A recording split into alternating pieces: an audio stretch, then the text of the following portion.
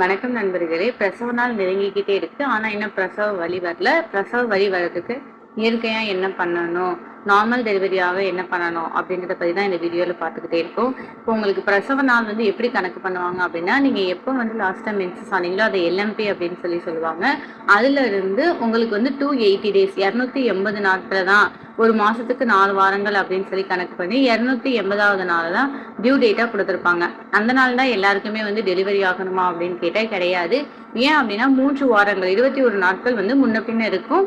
ஒரு வகையில 21 நாட்கள் 3 வாரங்களுக்கு முன்னாடியே குழந்தை பிறக்கலாம். அப்படி இல்லை அப்படின்னா 3 வாரங்களுக்கு அப்புறம் கூட குழந்தை பிறக்கலாம். அது மதர் அண்ட் பேபியோட ஹெல்த் கண்டிஷனையும் அவங்களோட வளர்ச்சியையும் பொறுத்து தான் இருக்கு. இப்போ உங்களுக்கு நாள் நெருங்கிக்கிட்டே இருக்கு. டியூ டேட் வந்துருச்சு. என்னென்ன பண்ணணும் அப்படின்னு பார்த்தோம் அப்படின்னா, ஃபர்ஸ்ட் நிப்பிள் ஸ்டிமுலேஷன் அப்படின்னு சொல்லுவாங்க. உங்களுடைய மார்பக காம்புகள் இருக்கு இல்லையா, அதை 1 மணி நேரத்துக்கு 3 டைம் இழுத்து இழுத்து விடணும். இந்த மாதிரி இழுத்து விடும்போது என்ன ஆகும் அப்படின்னா, ஆக்சிடோசின் ஹார்மோன் செக்ரீட் ஆகும். அந்த ஹார்மோன் தான் உங்களோட கருப்பை சுருங்கி விடுறதுக்கு ஹெல்ப் பண்ணுது.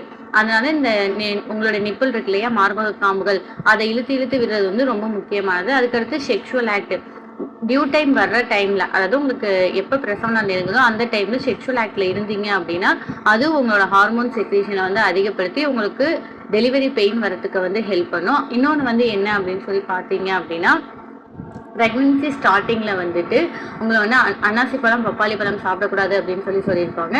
அதே நீங்க இப்போ அன்னாசி பழம் பப்பாளி பழம் சாப்பிடலாம்.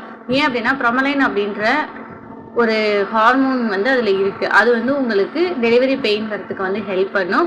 இதுக்கப்புறம் என்ன அப்படின்னு பார்த்தீங்க அப்படின்னா, உங்களோட பிறப்பிறப்பு மசாஜ், அந்த கர்ப்பப்பை வாய், அதாவது உங்களோட வஜினல் ஏரியா இருக்கு இல்லையா, அதுல ஹாட் வாட்டர் மூலமா மசாஜ் பண்ணுங்க. அப்படி மசாஜ் பண்றது உங்களுக்கு ஹெல்ப் பண்ணும். இதுக்கப்புறம் ரொம்ப முக்கியமானது என்ன அப்படின்னா, வாக்கிங். நீங்க எந்த அளவுக்கு வாக்கிங் போறீங்களோ, எவ்வளவு நேரம் உங்களால அதிகபட்சமா போக முடியுமோ, இப்போ ஒரு நாளைக்கு 1 மணி நேரத்துல ஒரு 15 நிமிஷம் வாக்கிங் போறது, வீட்டில் இருக்கவங்களா இருந்தா.